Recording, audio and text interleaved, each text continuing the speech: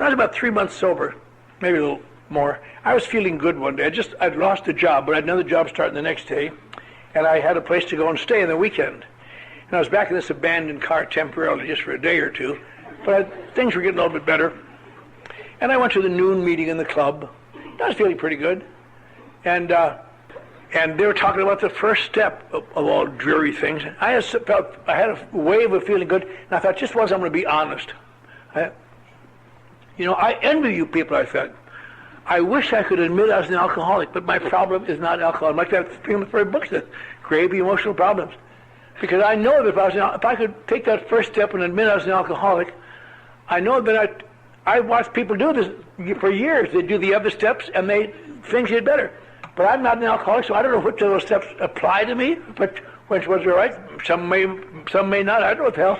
But one thing, I envy you. I wish I could say I was an alcoholic. And about 10 seconds after the meeting, somebody snitched me out to my sponsor again. Here's what he said now, Bob.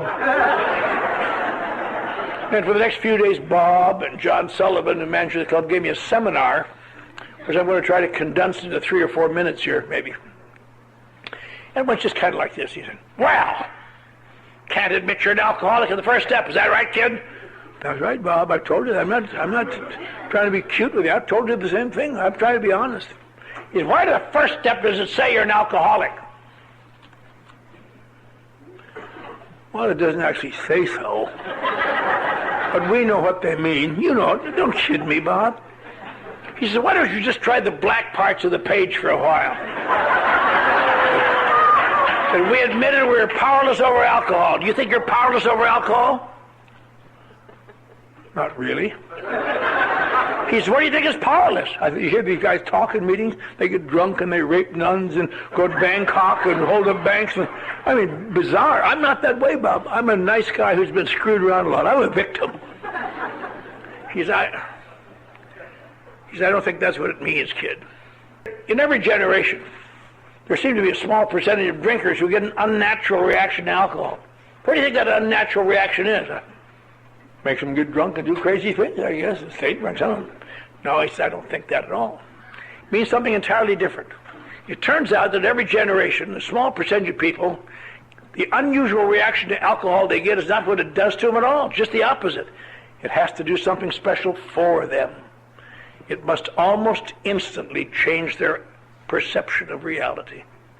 After 2 or 3 or 4 drinks, things look different, and their relationship to their surroundings change. You may have 2 or 3 or 4 drinks, go home, go to bed. You may have 2 or 3 or 4 drinks, go to Mexico. Something's going to happen, that's all. Bob, but I'm not crazy like that. He said, the point is this, kid.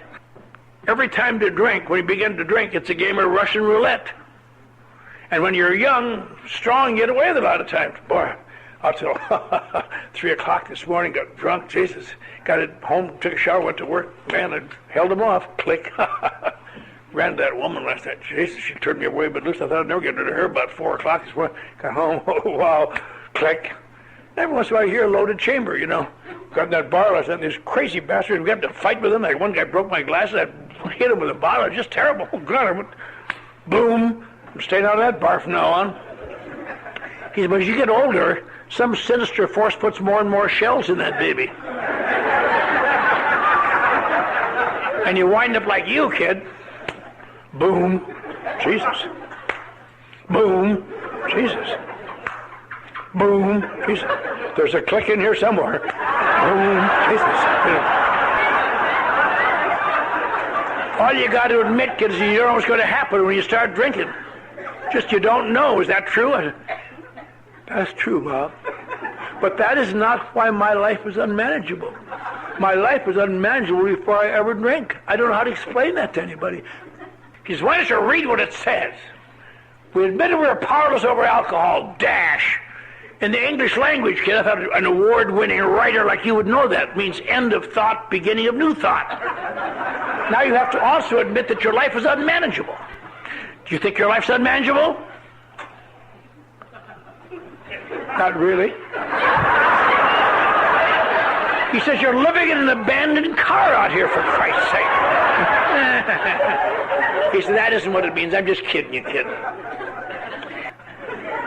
I'll tell you something, kid. Everybody that's born, you grow up and there's conflicts and pain and problems and situations. And we have highs and lows. You go through things. You have to get through pain. You learn lessons and so on. What did you think about if you were able to find something that kept those problems at bay? That'd be great. He said, you found that. That's called alcohol. Alcohol changes your perception. And he said something I've come to believe is true. He said, there's a school of thought that says when alcohol begins to work, your emotional growth slows down if it doesn't even stop.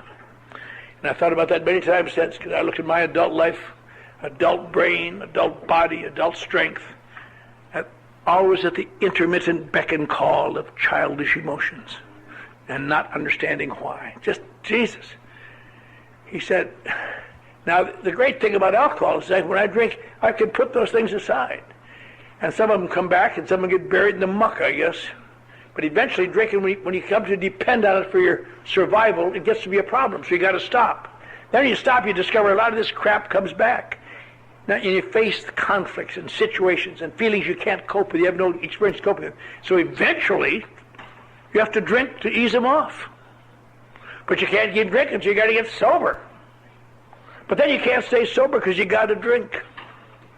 And you can't keep drinking because you got to get sober. He said, there's a name for that, kid. He said, the only smart thing you've said today, you said your problem was not alcohol. And you're right, it isn't. Your problem is something called alcoholism. An alcohol problem was overcome by stopping drinking and cleaning up your act. In this strange, dreadful, unchartable thing called alcoholism, this mind-consuming, bodily eroding thing, you'll discover sooner or later, and I guess you've discovered it already, that stopping drinking and cleaning up your act has no significant effect on your life other than to gradually make it so painful you can't stand it. And I said, Jesus, Bob, that's me. That's me. He says, there's a name for people like you. I said, what is it, Bob? He said, you're an alcoholic. And I remember saying, well, I'll be damned.